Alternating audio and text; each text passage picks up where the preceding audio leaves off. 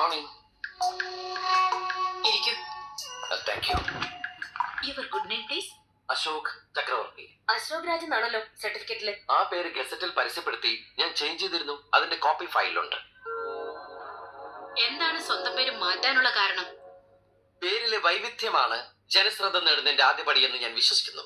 For example, super star Rajinikanth, അദ്ദേഹത്തിന്റെ പേര് കണ്ടൻ കോരൻ എന്നായിരുന്നെങ്കിൽ ഒന്ന് ആലോചിച്ച് നോക്കൂ. സൂപ്പർ സ്റ്റാർ രജനി, അതിന് പകരം സൂപ്പർ സ്റ്റാർ കണ്ടൻ. അദ്ദേഹത്തിന് തന്നെ ചീത്ത പേരായനെ. അശോക ചക്രവർത്തി എന്ന വീരയോദ്ധാവിന്റെ പേര് കടമെടുത്തോടെ എന്റെ ആത്മവിശ്വാസമാണ് കൂടിയത്. ബുദ്ധിമാനായ ഒരു മനുഷ്യന്റെ തലയിൽ എത്ര മുടി കാണും? മുടി? You mean hair? യെസ്.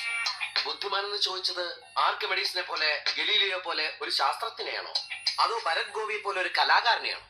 ആണെങ്കിൽ ഇവർക്കൊക്കെ സ്വല്പം മുടി കുറവാണേ. അതല്ല, സായിബാബയെ പോലെ വലിയ മുടിയുള്ള ആളാണ്. നിങ്ങൾക്ക് ബുദ്ധിയുണ്ടെങ്കിൽ നിങ്ങളുടെ തലയുടെ കാര്യം പറഞ്ഞാൽ മതി. My hair. ഓക്കെ, ഒന്ന് എഴുതിയെടുത്തോളൂ.